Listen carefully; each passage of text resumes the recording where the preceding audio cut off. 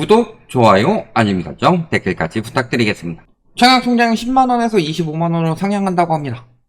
굉장히 위험한 징조이고 조금 더 지켜봐야 되겠지만 저희가 그래도 청약통장은 계속 가지고 있으라고 말씀을 드렸었죠.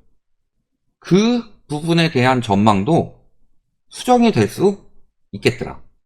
왜 그런 이야기를 하는지 이야기해 보도록 하겠습니다. 자, 이번에 청약통장을 25만원으로 상향하는 이유는요, 주택도시기금 때문입니다. 주택도시기금이 똑 떨어졌어요. 그래서 청약통장을 월 10만원만 인정하기로 했는데 25만원으로 상향을 한다.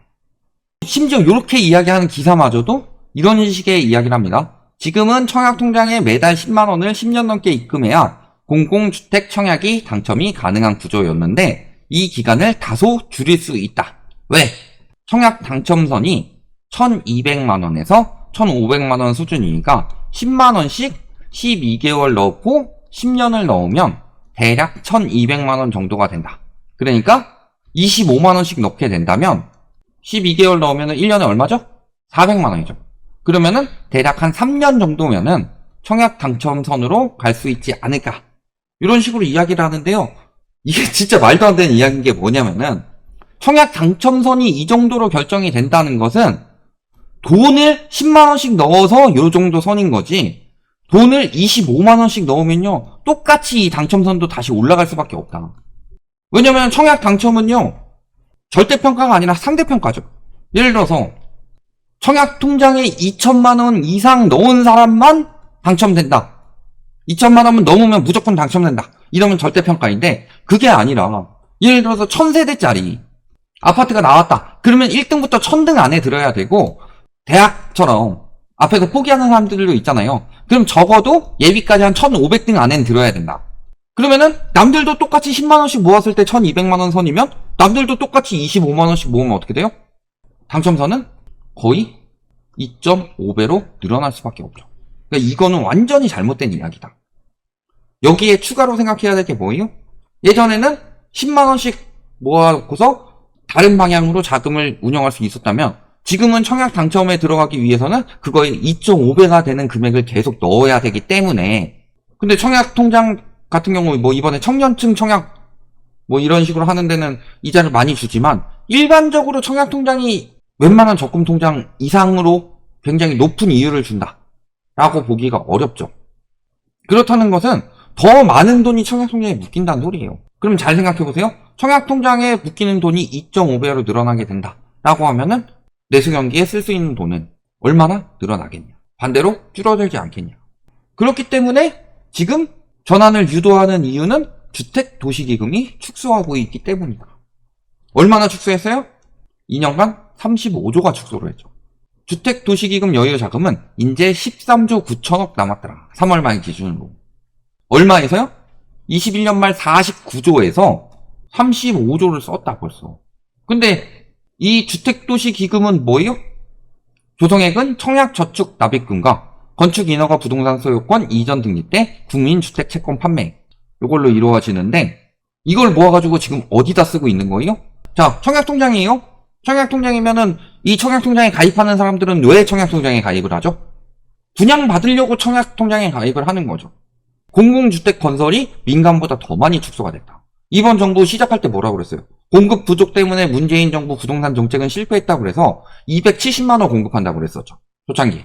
그 270만호를 이번 정부의 업적인 것처럼 이야기를 하지만 대부분 3기 신도시인 문재인 정부에 있는 것들을 차용을 했고 거기에 추가로 더해서 더한다고 그랬었죠. 근데 더 하고 있어요? 안 하고 있죠. 그러면서 저 돈을 누구를 위해서 쓰고 있다? 신생아 특례 대출 재원으로 쓰고 있다. 물론 이 중에서 청약 받는 사람들은 괜찮겠죠. 혹은 청약통장 가입해가지고 이득 볼 수 있는 사람들은 괜찮겠죠. 그런데 그렇지 않은, 누군가 다른 사람들 애 낳은 데다가 저리로 빌려주는 데다가 내가 모아놓은 청약통장 기금을 함부로 쓰고 있다. 근데 문제는 기금이 너무 빨리 떨어졌죠. 그래서 무슨 일이 벌어졌다? 부채가 다시 늘어나고 있죠. 왜? 주택도시기금 정책대출이 자체 재원으로 공급돼서 가계대출 1년 만에 감소했던 게 초창기였죠. 3월까지 가계대출이 감소가 됐죠. 왜 감소가 됐어요? 갚는 사람도 있을 테고 빌리는 사람도 있을 텐데 갚는 사람은 은행권에 갚은 걸로 되고 빌리는 사람은 주택도시기금 돈으로 빌려줬으니까. 그래서 보통 이 정도로 정책기금으로 초창기에 가계부채가 안 늘어나도록 하는 게 보통 2에서 5월 정도까지. 그러니까 5월까지는 이런 정책대출, 물론 모든 주담대는 아닙니다. 근데 보통 원래는 정책대출이 나오더라도 주담대가 많이 늘어나기 때문에 가계부채가 늘어나는 경우인데 이번에는 좀 특수한 경우죠. 정책대출 아니면 대출을 할 수가 없는 구조죠, 거의. 정책대출 외에는 나머지 대출을 많이 받는 수준이 아니죠. 그러니까 실질적으로 2023년, 2024년의 시장은요, 정부에서 도시기금 퍼다 부어가지고 억지로 살리고 있는 부동산 시장이죠.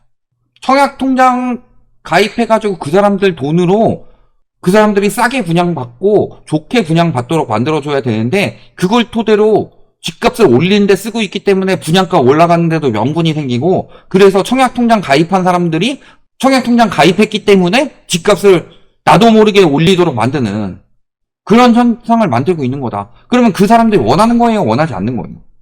그래서 보통 5월까지 기금으로 쓰는데 지금은 자 주담대 중에서 보통 한 1, 20% 정도가 정책대출로 늘어나고 나머지 한 8, 90% 정도는 주담대에서 늘어난 경우가 많다. 일반적인 시장이라면.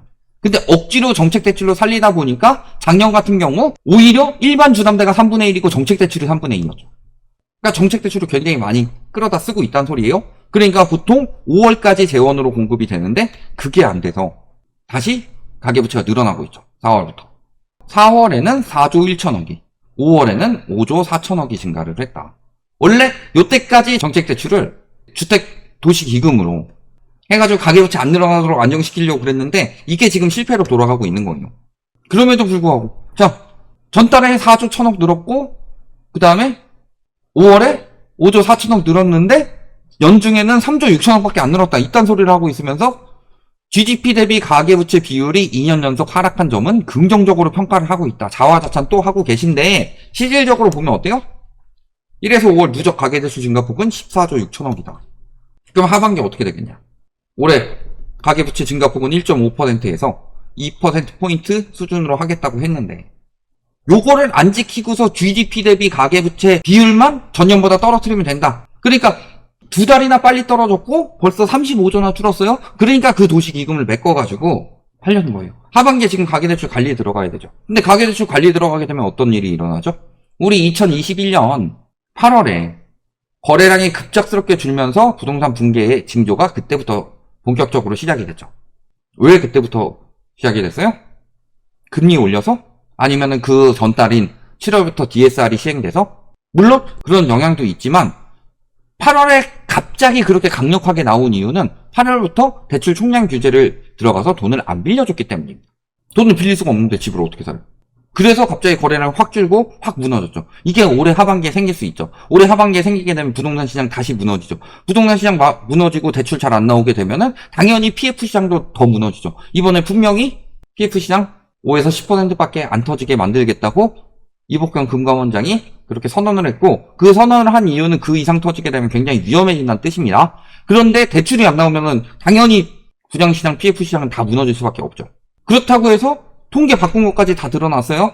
가계 부채 늘어나도록 두면은 당연히 여러 가지 비난을 받을 수밖에 없죠. 그러면 가계 대출이 늘어나지 않도록 하면서 시장에 유동성을 공급할 수 있는 방법은 정책 대출을 통해서 공급을 하는 거고, 정책 대출을 주택도시기금을 통해서 공급을 하게 되면 은행권 가계대출은 늘어나지 않기 때문에 가계부채를 늘리지 않으면서 부동산 시장을 살린다는 착실해 보일 수 있게 하는 유일한 방법이죠. 그 유일한 방법을 하기 위해서는 주택도시기금이 있어야 되는데 49조에서 13조로 거의 3분의 1 토막 났다. 그리고 돈이 없어서 주택도시기금 못 쓰는 거예요? 여기서 어떻게 뒀어요? 안 그래도 정책 대출뿐만이 아니라 지금 전세 사기라든가 이런 쪽도 도시기금에서 써야 되는데, 그러니까 지금 돈을 모으려고 하는 거예요. 그렇다고 국가에서 메꿔줄 수도 없죠. 나라 살림 지금 64조 적자가 나고 있고요. 국가부채는 36.4조나 늘어났습니다. 64조 적자 나는데 왜 요거밖에 안 들려요? 이게 하는 마통도 쓰고, 그 다음에 올해 외평기금만 또 한 10조 갖다 썼죠. 그래서 국가부채 많이 안 누르게 하도록 누르는 거지만 실질적으로 저금 꺼내다 쓰고 마통에서 돈 빌려다 쓰고 있다는 소리예요. 이자 나가야 될 거고 미래에 있을 자금을 끌어다 쓰고 있는 거다. 지금 경제가 어느 정도 수준이냐면요. 미래에 있는 자금을 다 끌어다 쓰고 있는 중인 거예요. 출산율이 왜 안 나오겠어요? 내가 지금 빌린 것들 내 미래 세대들이 다 갚아야 되는 상황인데 내가 지금 그만큼 힘들다는 소리예요. 나부터 죽겠는데 애를 어떻게 낳냐. 그리고 애를 낳았을 때 애가 겪을 그 고통은 어떻게 생각을 해야 되냐. 이게 지금 현실이죠. 그러니까 애를 안 낳는데 자꾸 딴 데서 찾으려고 하는 거죠. 물론 지금 당장 청약성장을 해약하라고 말씀드리진 않습니다. 가입하신 분들은 계속 기다리시면서 유지하는 게 맞아요. 왜냐면은 내 집 마련을 하는 선택지는 여러 가지가 있죠. 매매, 경매, 분양, 상속, 증여. 여러 가지 방법이 있지만 상속, 증여는 위쪽에서 좀 잘 사셔야 되는 거고 그거 외에 매매, 경매, 분양인데 그 중에서 분양이라는 선택지를 놓칠 수밖에 없게 되죠. 다만 이 청약통장이 언제까지 안전할 것이냐. 저축책도시기금으로 넣고서 또 꺼내다 쓴다. 무슨 느낌이냐면요. 이거죠. 저금해 줄게 라고 해놓고서 세뱃돈 받았어요. 그리고 생활비로 쓰는 이 느낌이다. 자녀의 세뱃돈 사용처로 생활비로 가장 많이 쓰고 있다 라고 하죠. 그러니까 지금 그런 거예요. 야, 세뱃돈 맡겨놔. 내가 저금해가지고 집으로 줄게. 그래 놓고서 생활비로 쓰고 있는 형국이다. 물론 이게 진짜로 위험하게 터지지 않는 이상 웬만하면 보존이 될 겁니다. 그래서 저희도 지금 당장 해약하지 말라 이런 말씀을 드리고 있는 건데 지금 이런 부분에서 여러 가지 문제점들이 나오고 있죠. 주택 도시계획은 엄청 줄었고 허그 자금도 지금 없어가지고 정책 지원 들어가고 있고 이런 부분에 대해서 국가라고 해서 100% 안전하다고 말할 수는 없죠. 예를 들어 강원도에서 보증해줬다고 하더라도 레고랜드 사태가 터졌듯이 항상 예의주시하고 있어야 되고 만약 이 부분에 대해서 위험징조가 뜨게 생겼다. 예를 들어 허그 같은 경우는 저희가 위험징조 뜨고 있으니까 미리미리 말씀드리고 있죠. 그런 것처럼 위험징조가 뜨게 생겼다 라고 예상이 되면은 그때는 다시 말씀드릴 테니까 그런 부분에 대해서 안전한 곳으로 자금을 어떻게 이동할 수 있을까 이런 부분을 생각을 해두셔야 된다. 여기까지 말씀드리겠습니다.